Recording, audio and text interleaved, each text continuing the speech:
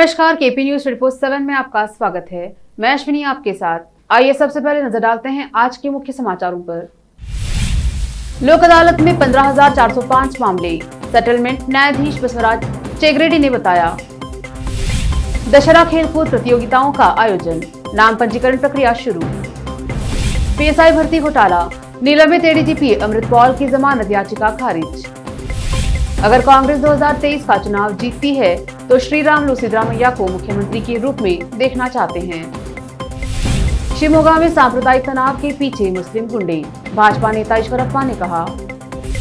कांग्रेस ने बिल्किस बानो मामले को लेकर खड़े किए सवाल, फैसले को लेकर गुजरात सरकार ने केंद्र से ली अनुमति। कांग्रेस का आज से बड़ा आंदोलन, जगह जगह हफ्ते भर महंगाई चौपाल, लगाएगी पार्टी।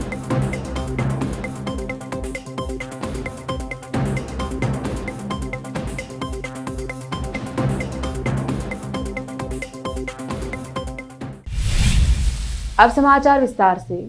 शुरू करते हैं बीदर जिले के समाचारों से। जिले भर में 13 अगस्त को आयोजित लोक अदालत में कुल 14,21,27,331 रुपए के कुल 15,405 मामलों का निपटारा किया गया। जिला एवं सत्र न्यायाधीश एवं जिला विधिक सेवा प्राधिकरण के अध्यक्ष बसवराज चेगरेडी ने कहा कि मुआवजा और वसूली के जरिए समझौता किया गया है। वह जिला विधिक सेवा प्राधिकरण सभागार में बुलाई गई बैठकों को संबोधित कर रहे थे, जिसमें लोक अदालत में सभी मामलों के निपटारे में सहयोग के लिए सभी विभागों को सम्मानित किया गया। राष्ट्रीय विधिक सेवा प्राधिकरण नई दिल्ली के निर्देश पर बीदर जिला विधिक सेवा प्राधिकरण द्वारा 13 अगस्त को जिले में राष्ट्रीय लोक अदालत का आयोजन किया गया। विशेष संवाददाता की रिपोर्ट। दशहरा खेलकूद 2022-23 पुरुषों और महिलाओं के लिए तालुका स्तर पर 16 अगस्त को और तालुका स्टेडियम में 20 अगस्त को, हुमनाबाद के तालुका स्टेडियम में 22 अगस्त और 23 अगस्त को बीदर के जिला नेहरू स्टेडियम में आयोजित किया जाएगा। 26 अगस्त को भालकी बसव कल्याण तालुका स्टेडियम में होंगे। केवल कर्नाटक राज्य में रहने वाले एथलीट ही दशहरा खेल प्रतियोगिताओं के विभिन्न स्तरों में भाग लेने के पात्र हैं। तालुका स्तर पर कोई यात्रा भत्ता नहीं दिया जाएगा। जिला स्तरीय दशहरा खेलों में भाग लेने वाले एथलीटों को हल्का दोपहर का भोजन करना होगा और भाग लेने वाले एथलीटों को यात्रा भत्ता के लिए आपकी बैंक पासबुक की जेरोक्स कॉपी प्रदान करनी होगी। किसी भी जिले में एक उत्कृष्ट तालुका या जिला स्तरीय खेल आयोजन में भाग लेने के बाद किसी एथलीट या टीम को किसी अन्य जिले में दशहरा खेलों में भाग लेने की अनुमति नहीं दी जाएगी। खिलाड़ी अपना पंजीकरण करा सकते हैं। इस संबंध में अधिक जानकारी के लिए विभाग के अधिकारी के मोबाइल नंबर बीदर 98864329693 और 9900760705, हुमनाबाद 9972448259, बसव कल्याण 94492599404 पर संपर्क कर जानकारी ले सकते हैं। विशेष संवाददाता की रिपोर्ट। बीदर जिला कलेक्टर और जिला चुनाव अधिकारी गोविंद रेड्डी ने कहा कि आधार नंबर को मतदाता पहचान पत्र से जोड़ने की प्रक्रिया 1 अगस्त से शुरू होकर 30 मार्च 2023 तक चलेगी। भारत निर्वाचन आयोग के निर्देश अनुसार फॉर्म 6B का प्रयोग कर आधार नंबर को मतदाता पहचान पत्र से जोड़ने का प्रावधान किया गया है। BLO का उपयोग करना एवं ग्राम सहायिकाओं द्वारा घर घर भ्रमण के दौरान जिले के समस्त मतदाता स्व इच्छा से अपना मतदाता कार्ड एवं आधार संख्या दे एवं आधार संख्या को मतदाता कार्ड से जोड़ने के कार्यक्रम को सफल बनाने के कार्यक्रम में सहयोग करे। लोगों को इस अवकाश का लाभ उठाना चाहिए। विशेष संवाददाता की रिपोर्ट। अब देखते हैं समाचार अन्य जिलों के।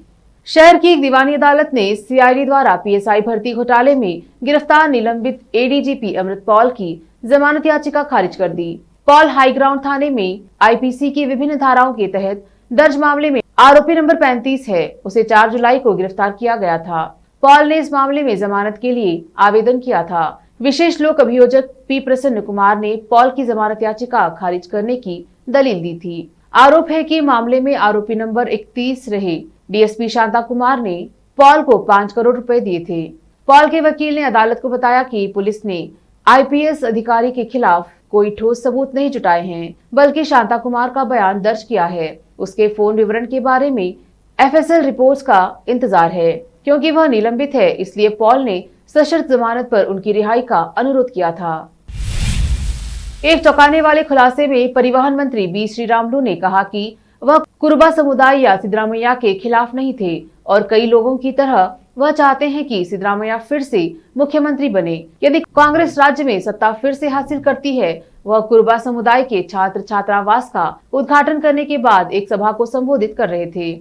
उन्होंने कहा, सिद्धरामैया से पूछे कि क्या वह श्रीरामुलु को मुख्यमंत्री के रूप में देखना चाहते हैं। विपक्ष के नेता निश्चित रूप से मुझे मुख्यमंत्री बनते देखना चाहेंगे। अगर भाजपा में अवसर है, हम राजनीतिक प्रतिद्वंदी है, लेकिन जब पिछड़े वर्गों की बात आती है तो हम एक संयुक्त मोर्चा बनाते हैं। हम राज्य में पिछड़े वर्गों को एकजुट करने का प्रयास कर रहे हैं। पिछले विधानसभा चुनाव में सिद्धरामैया और मैंने 2 सीटों से चुनाव लड़ा था। हम दोनों ने मिश्रित किया था। हम एक सेगमेंट में हारे और दूसरे में जीतने में कामयाब रहे। जरा सोचिए कि हम कैसे जीतने में कामयाब रहे। आप हमारे बीच के राजनीतिक समीकरण को नहीं समझते हैं। मैं इसे सही समय पर प्रकट करूंगा। शिवमोगा में सांप्रदायिक तनाव के लिए कुछ मुस्लिम गुंडों पर आरोप लगाते हुए भाजपा के वरिष्ठ नेता के.एस. ईश्वरप्पा ने चेतावनी देते हुए कहा कि हिंदू समाज को कमजोर नहीं समझना चाहिए और अगर पूरा समुदाय एक साथ खड़ा हो जाता है तो वे जीवित नहीं रह पाएंगे। उन्होंने त्वरित कार्रवाई के लिए पुलिस की सराहना करते हुए मुस्लिम समुदाय के बुजुर्गों से अपने बच्चों का मार्गदर्शन करने का आग्रह किया, जिन्होंने गलत रास्ता चुना है। सरकार शांति बनाए रखने के लिए सभी प्रयास कर रही है। मैं यह नहीं कह रहा हूं कि सभी हिंदू और मुस्लिम ऐसी चीजों में शामिल हैं। हिंदू समाज मजबूत है, कमजोर नहीं। अगर हिंदू समाज वास्तव में खड़ा होता है तो मुस्लिम गुंडे नहीं बचेंगे। लेकिन मैं कानून को हाथ में नहीं लेना चाहता और चाहता हूं कि सरकार कार्रवाई करे।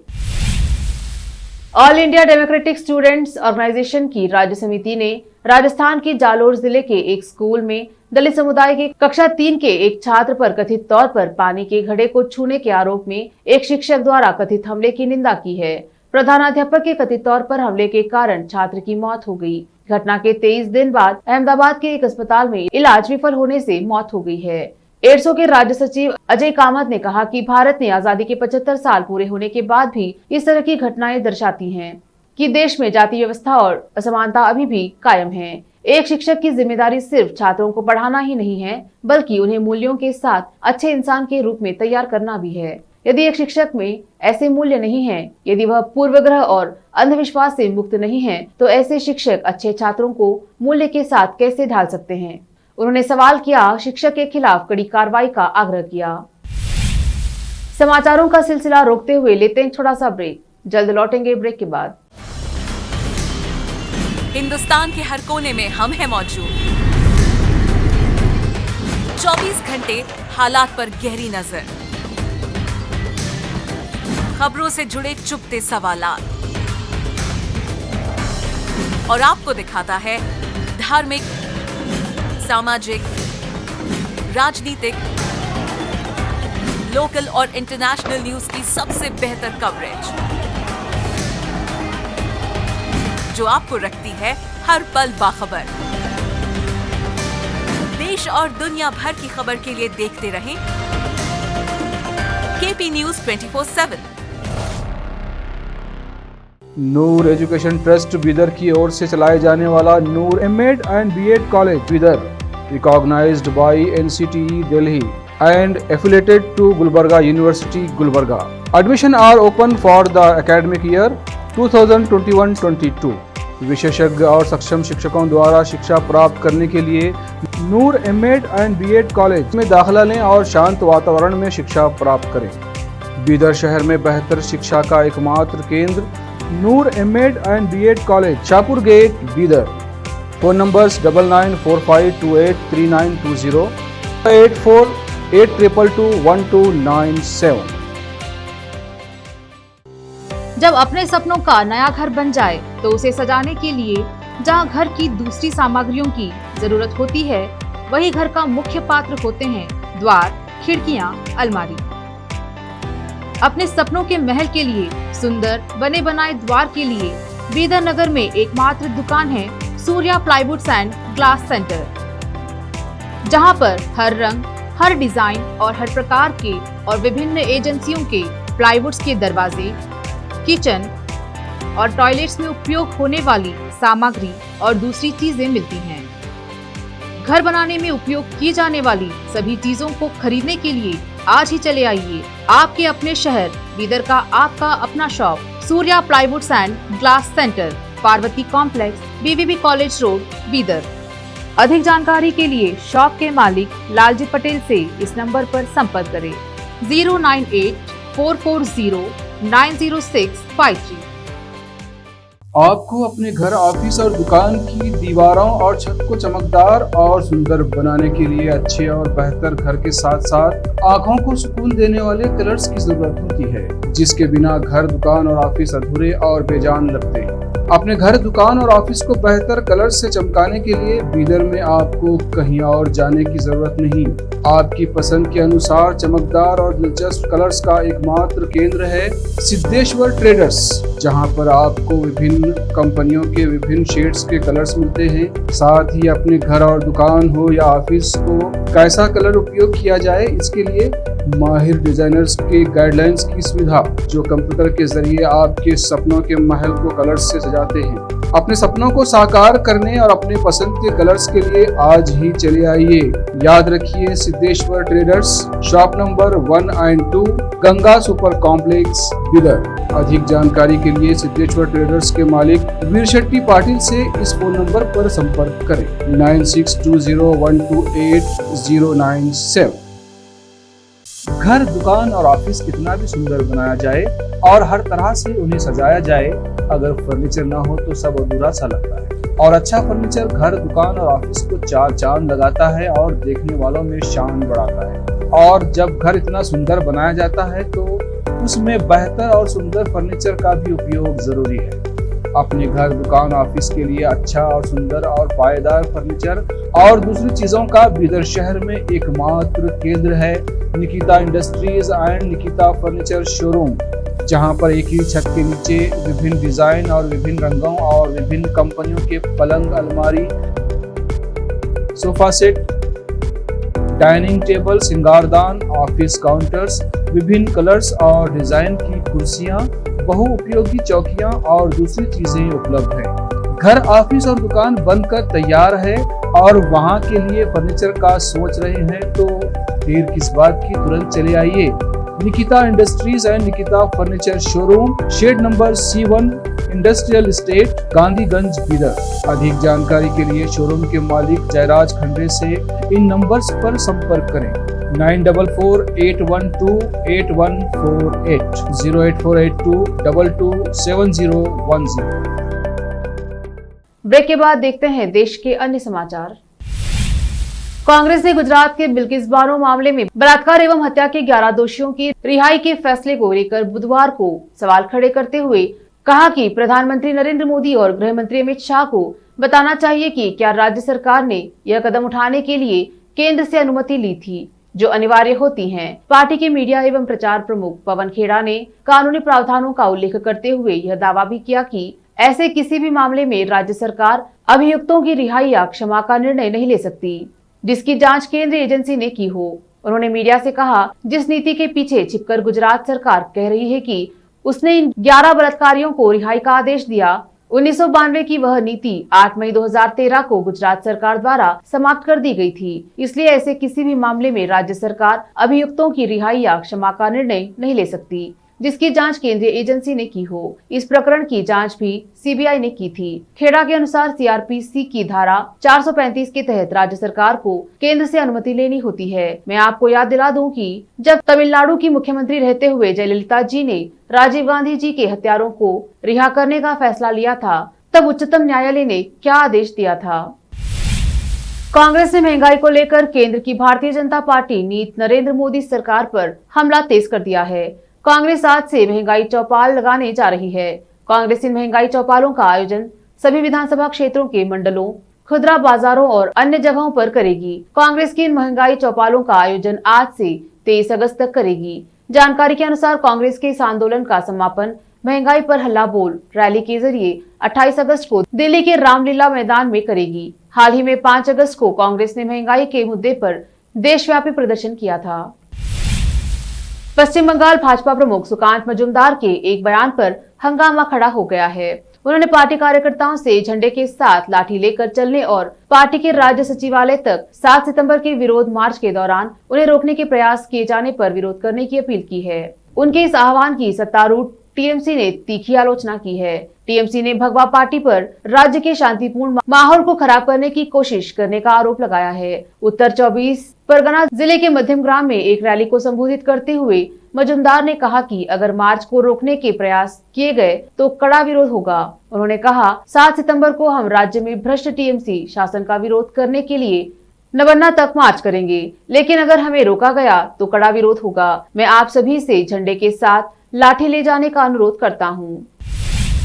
कांग्रेस ने जम्मू कश्मीर संगठन में बड़ा बदलाव करते हुए गुलाम नबी आजाद को बड़ी जिम्मेदारी सौंपी थी, लेकिन कुछ घंटे बाद ही उन्होंने अपने पद से इस्तीफा दे दिया है।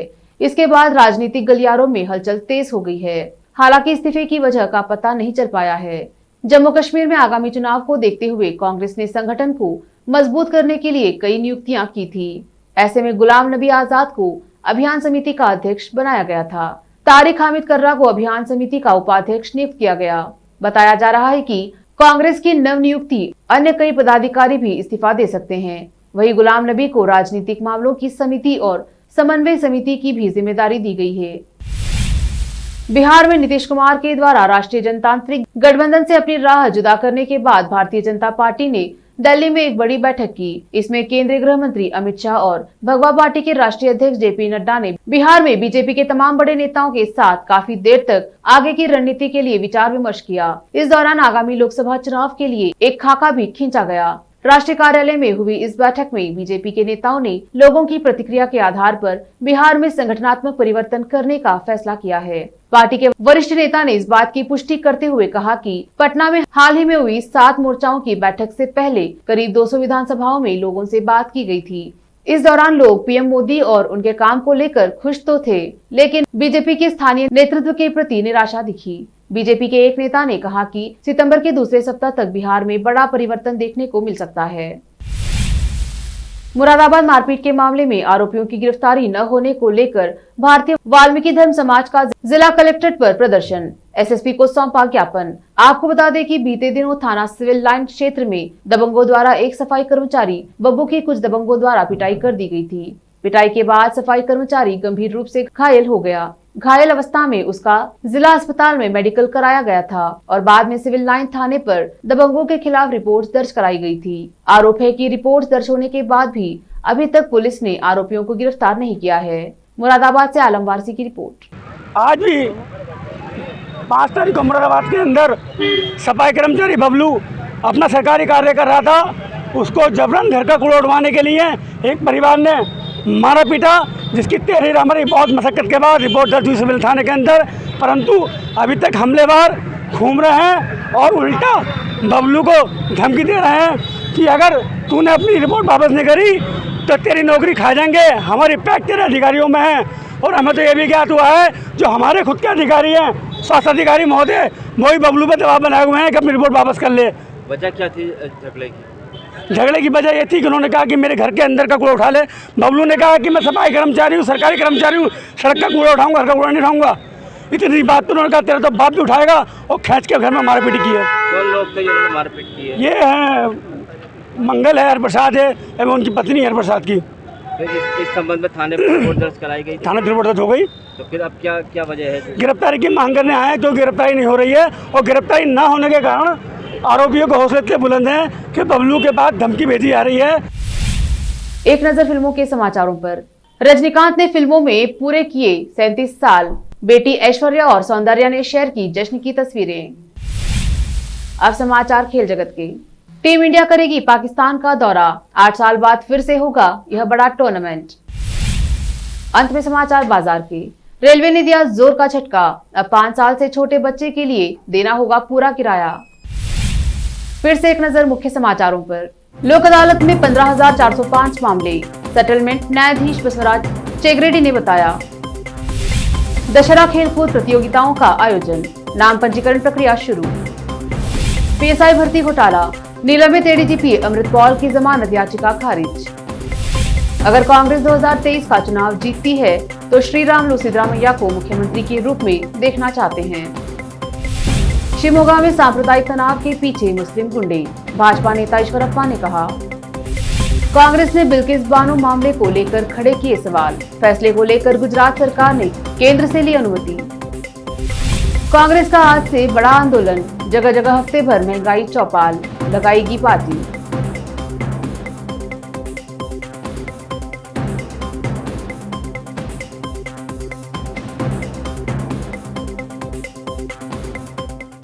केपी न्यूज में अब तक के लिए इतना ही। मैं अश्विनी आपसे विदा लेती हूँ, फिर मुलाकात होगी अन्य समाचारों के साथ। देखते रहिए केपी न्यूज 24/7। धन्यवाद।